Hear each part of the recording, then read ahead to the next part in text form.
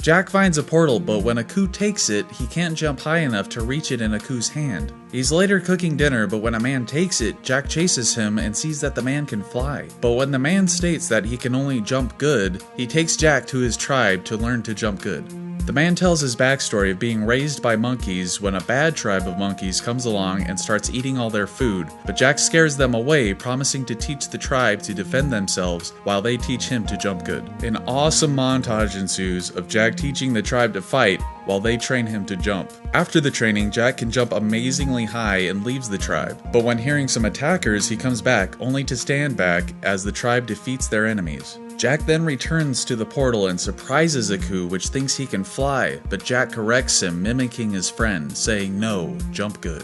The samurai finds 2 wish-granting worm who gives him some riddles to answer, which he does, and is eventually swallowed by one of them to start the magical spell. But it turns out that it was all a trick, as Jack joins a group of others who were swallowed as well. But strangely, we find our hero sitting at a campfire when he is confronted by a family who turn out to be robots who eat metal, but when they find that they are metal, they eat each other. We then cut to Jack rescuing a fairy who can only grant 1 wish trapped in magic from a sleeping gargoyle. Jack traps his hand in the magic, and when the gargoyle wakes up, Jack defeats him. However, the gargoyle was the only one who knew the magic words to release the fairy. Jack is then forced to use the fairy's only wish to free them. He falls asleep at a campfire and wakes up to some people who enslave him. They force him to fight in the Dome of Doom as a gladiator. His first opponent is basically Macho Man Randy Savage, whom he defeats. After a couple more fights, he refuses to fight further. He then must face all the gladiators at once, who he vanquishes, afterwards setting all the slaves free.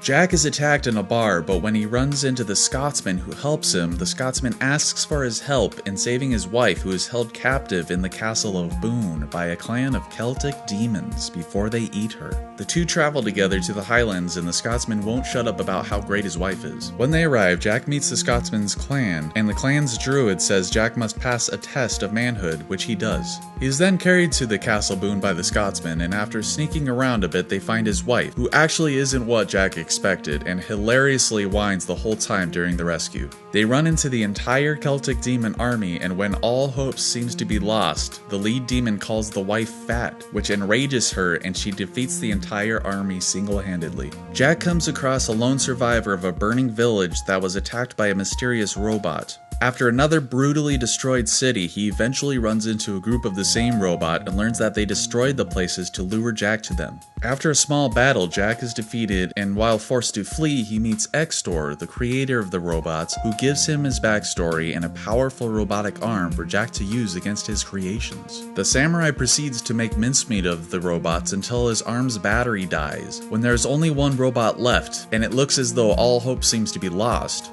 Jack prays to his ancestors for strength, which is granted, and he epically cuts down his foe and gives Extor a high five.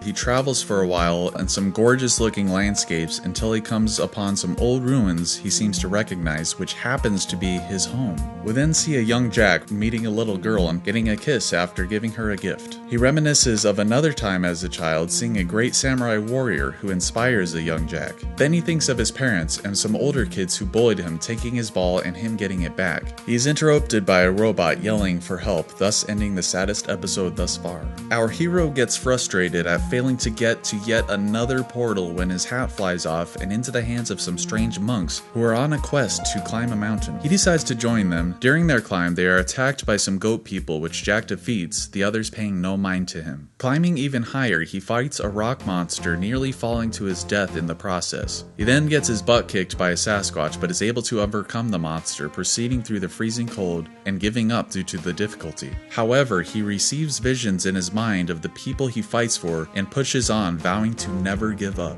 A scarecrow guy tells Jack about the stench that he has been following, which he sets out to investigate. When he reaches the village, a giant cloud of stench attacks. Afterward, he gets more information from a scissorsmith and heads east to find the dragon, the source of the stench. Upon finding the dragon, it explains that something in the dragon's stomach is causing him pain. Jack enters the dragon to find the source of the problem. After venturing through the strange insides, he finds that the stench is caused by a baby dragon, which he helps escape, saving the dragon and the village. Aku travels to a distant planet and recruits the Imakondi to hunt down Jack. After a small bout with him, he escapes, and they chase him through the city, nearly catching him multiple times, until they reach Cloud City, in which Jack catches an arrow, which turns into a snake, rendering him unconscious, and they finally catch him. Aku comes to claim his prize, but the Imokonde refuse to hand him over, stating that he has earned the right to his freedom. Aku summons an evil demon called Demongo, who steals the essence of warriors. Setting off to steal Jack's essence, Demongo summons multiple monsters. After defeating them, they get sucked back into Demongo, which he re-summons. Samurai Jack battles the many foes over and over until he makes a plan and gets inside Demongo, freeing all the trapped warriors' essence, rendering Demongo powerless as he is defeated by the warriors. Jack struggles to escape a giant swamp slug and afterward is due for some nice relaxation time.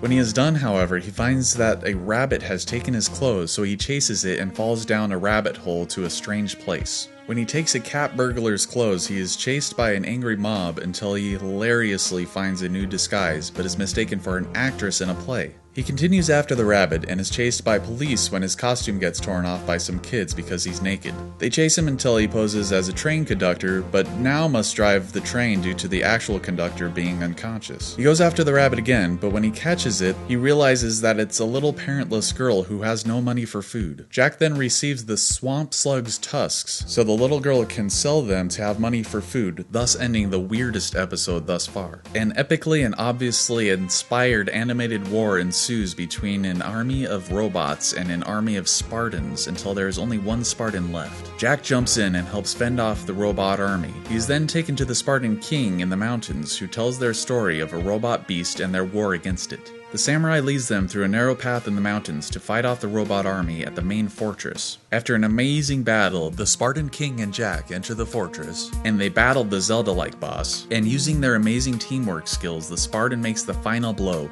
and they escape the exploding fortress, ending the war. Some bikers run over Jack's sandals, breaking them, and he chases after them. The bikers go around town causing mischief, and Jack reprimands them, and they have a comedic fight due to Jack's lack of shoes. A referee offers to give him some shoes, and there is a montage of him trying to battle the bikers with different footwear, but they all fail miserably. Finally, he meets an old man and his family, who make him new sandals. He then wipes the floor with the bikers, bringing a hilarious end to Season 2 of Samurai Jack.